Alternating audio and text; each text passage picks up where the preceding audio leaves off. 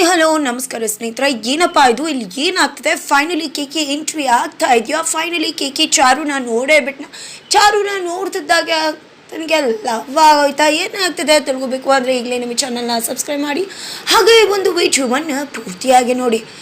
Finally ಇಲ್ಲಿ ಚಾರು ಹಾಗೆ ಚಾರಿ ನಡುವೆ ಜಗಳ ಹುಟ್ಟಾಗಿರುತ್ತೆ. ಆದರೆ ಯಾವಾಗ ಇಲ್ಲಿ ಅತ್ತೆ ಬಂದು ಚಾರು ಕಣ್ ತೆರೆಸಿದ್ರು, ಏನಮ್ಮ ನಿನ್ನ ಮೇಲೆ ಅದೇ ರೀತಿ ಚಾರಿ ಡೌಟ್ ಪಟ್ಟಿದ್ದ, ಎಷ್ಟು ನಂಬಿಕೆಯಿಂದ ನಿನಗೋಸ್ಕರ ಕಾಯ್ತಿದ್ದ, ಆದರೆ ನೀನು ಮಾತ್ರ ಯಾರು ಎಷ್ಟೇ ಹೇಳಿದ್ರು ಕೂಡ ನಮ್ಮ ಗಂಡನ ಮೇಲೆ ನಮಗೆ ನಂಬಿಕೆ ಇರಬೇಕು ಅಂತ ಎಲ್ಲ ಬುದ್ಧಿ ಹೇಳಿದ ತಕ್ಷಣ ಚಾರುಗೆ ಅರಿವಾಗ್ಬಿಡುತ್ತೆ.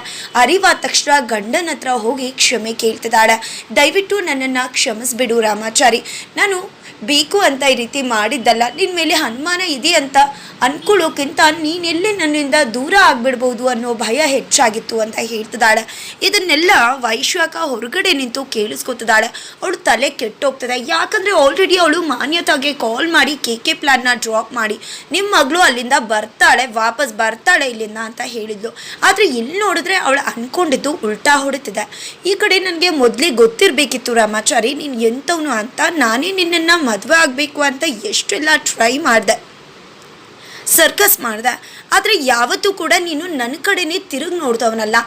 ಜೊತೆಗೆ ನಿನ್ನ ಕ್ಯಾರೆಕ್ಟರ್ ಅಸೋಸಿಯೇಷನ್ ಮಾಡಬೇಕು ಅಂತ ಎಷ್ಟೆಲ್ಲ ಜನನ ಬಿಟ್ಟೆ, ಇಷ್ಟೆಲ್ಲ ಹುಡುಗಿನ ಬಿಟ್ಟು ಟ್ರೈ ಮಾಡಿದೆ, ಆಗಲೂ ಕೂಡ ನೀನು ತಿರುಗಿ ನೋಡ್ದವನಲ್ಲ. ಅದೆಲ್ಲ ಕೂಡ ಗೊತ್ತಿದ್ದು ಜಸ್ಟ್ ಒಂದು ಮೆಸೇಜನ್ನು ನೋಡಿದ ತಕ್ಷಣ ನಾನು ನಿನ್ನ ಮೇಲೆ ಅನುಮಾನ ಪಟ್ಬಿಟ್ಟೆ. ಅದು ನಂದು ತಪ್ಪಾಗಿದೆ, ದಯವಿಟ್ಟು ಕ್ಷಮಿಸ್ಬಿಡು ರಾಮಾಚಾರಿ. ಅತ್ತೆ ಹೇಳೋ ತನಕ ನನಗೆ ಅರ್ಥನೇ ಆಗಲಿಲ್ಲ, ಇನ್ನು ಯಾವತ್ತೂ ಕೂಡ ಈ ರೀತಿ ಮಾಡೋದಿಲ್ಲ ಅಂದಾಗ, ಅಯ್ಯೋ ಆಯಿತು ಬಿಡಿ ಮೇಡಮ್, ಇನ್ನು ನನ್ನ ಮೇಲೆ ನಿಮಗೆ ನಂಬಿಕೆ ಇರಬೇಕಲ್ವಾ? ನಂಬಿಕೆ ಇದೆ ತಾನೇ, ಏನೋ ಆಗಿದ್ದು ಮರೆತು ಬಿಡಿ. ಆದರೆ ಇನ್ಯಾವತ್ತೂ ಏನೇ ಅನಿಸಿದ್ರು ಕೂಡ ಇಬ್ಬರು ಒಟ್ಟಿಗೆ ಕೂತ್ಕೊಂಡು ಬಗೆಹರಿಸ್ಕೋಬೇಕೇ ಹೊರತು ಈ ರೀತಿ ಮಾಡ್ಕೊಳ್ಳೋದು ಬೇಡ ಅಂತ ಹೇಳಿ ಚಾರಿನೇ ಚಾರುಗೆ ಸಮಾಧಾನ ಮಾಡ್ತಾನೆ. ಈ ಕಡೆ ಮಾನ್ಯತಾ ಕೇಕೆನ ಕರೆದಿದ್ದಾರೆ, ಈ ಕಡೆ ಕೇಕೆ ಮಂತ್ರೋಪಚಾರ ಮಾಡ್ತಿದ್ದಾನೆ. ಅವತ್ತಿನ್ನೂ ತುಂಬ ಸಖತ್ತಾಗಿ ಮಾಡಿಬಿಟ್ಟ, ಆದರೆ ಇವತ್ತು ಅವನಿಂದ ಮಂತ್ರ ಪಠಣನೆ ಮಾಡೋಕ್ಕಾಗ್ತಿಲ್ಲ, ತುಂಬ ಸ್ಲೋ ಆಗಿ ನೆನಪು ಮಾಡಿಕೊಂಡು ಹೇಳ್ತಿದ್ದಾನೆ. ಇದನ್ನು ನೋಡಿ ಮಾನ್ಯತೆಯಾಗಿ ತಲೆ ಕೆಟ್ಟೋಗ್ತದೆ.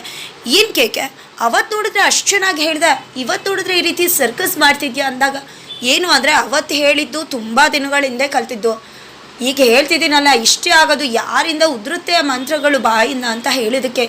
ನೋಡು ರಾಮಾಚಾರಿ, ನೀನು ಎಲ್ಲ ವಿಷಯದಲ್ಲೂ ರಾಮಾಚಾರಿಗೆ ಕೇಕೆ ಪರ್ಫೆಕ್ಟ್ ಆಗಿದೆಯಾ, ಆದರೆ ರಾಮಾಚಾರಿ ಉದ್ರೋ ಹಾಗೆ ಮಂತ್ರಗಳನ್ನ ಹೇಳ್ಬಿಡ್ತಾನೆ. ಅವನ ಮಂತ್ರಗಳನ್ನ ಕೇಳಿದ್ರೆ ಎಲ್ಲರೂ ಕೂಡ ಮೆಸ್ಮರೈಸ್ ಆಗಿ ಅವನನ್ನು ದೇವ್ರ ರೀತಿ ಆಶೀರ್ವಾದ ತಗೊಳ್ಳೋಕೆ ಕಾಲ್ಮುಟ್ಟಿ ನಮಸ್ಕಾರ ಮಾಡ್ತಾರೆ. ಅಷ್ಟು ಚೆನ್ನಾಗಿ ಹೇಳ್ತಾನೆ ರಾಮಾಚಾರಿ. ಇದೊಂದು ವಿಷಯದಲ್ಲಿ ನೀನು ರಾಮಾಚಾರಿ ಅಲ್ಲ ಅನ್ನೋದು ಕ್ಲೀನಾಗಿ ಗೊತ್ತಾಗ್ಬಿಡುತ್ತೆ. ನಿನಗೆ ಎಷ್ಟು ದುಡ್ಡು ಬೇಕು ಕೇಳು, ಕೊಡ್ತೀನಿ, ಈ ದುಡ್ಡಿನ ಬಗ್ಗೆ ಯೋಚನೆ ಮಾಡಬೇಡ, ಆದರೆ ತುಂಬ ಚೆನ್ನಾಗಿ ನೀನು ಮಂತ್ರಗಳನ್ನ ಕಲಿಬೇಕು ಅಂದಾಗ, ಏನು ಮೇಡಮ್ ಏನು ಹೇಳ್ತಿದ್ರ, ಅದು ಎಷ್ಟು ಕಷ್ಟ ಅಂತ ಗೊತ್ತಾ?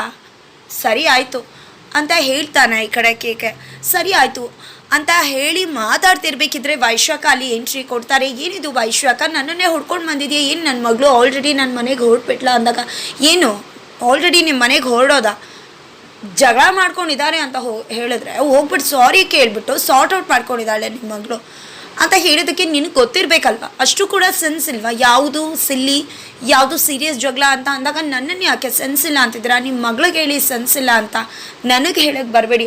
ಅಷ್ಟೆಲ್ಲ ಸೀರಿಯಸ್ಸಾಗಿ ಜಗಳ ಮಾಡಿಬಿಟ್ಟು ಈಗ ಹೋಗ್ಬಿಟ್ಟು ಸಾರಿ ಕೇಳಿಬಿಟ್ಟು ಗಂಡ ಹೆಂಡತಿ ಚೆನ್ನಾಗಿ ಆಗಿಬಿಟ್ರು ಅಂದಾಗ, ನಿನ್ನನ್ನು ನಂಬ್ಕೊಂಡು ನಾನು ಕೇಕಿನ ಪ್ಲ್ಯಾನ್ನ ಡ್ರಾಪ್ ಮಾಡ್ತಿದ್ದೆ ಅಲ್ಲ, ಸರಿ ಬಿಡು, ಈ ಪ್ಲ್ಯಾನ್ನ ಆ್ಯಕ್ಟಿವ್ ಮಾಡ್ತೀನಿ. ಕೇಕೆ ರಾಮಾಚಾರಿ ಜಾಗಕ್ಕೆ ಬರ್ತಾನೆ. ಆದಷ್ಟು ಬೇಗ ರೆಡಿ ಆಗು ಕೇಕೆ ಅಂತ ಹೇಳ್ತಾರೆ.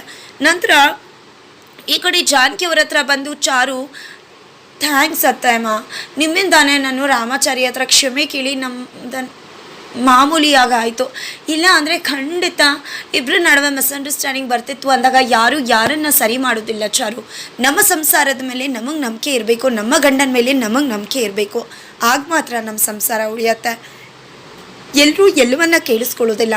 ಹೇಳೋರು ತುಂಬ ಜನ ಇದ್ದು ಅರ್ಥ ಮಾಡಿಸೋರು ತುಂಬ ಜನ ಇದ್ದರೂ ಕೂಡ ಕೇಳಿಸ್ಕೊಳ್ಳೋರು ಇರಬೇಕಲ್ವ. ಕೇಳಿಸ್ಕೋಬೇಕು ಅಂತ ಮನಸ್ಸೇ ಇಲ್ಲ ಅಂದರೆ ಎಷ್ಟೋ ಜನಕ್ಕೆ ಹೇಳಿದ್ರು ಕೂಡ ಕೇಳಿಸ್ಕೊಳ್ಳಲ್ಲ.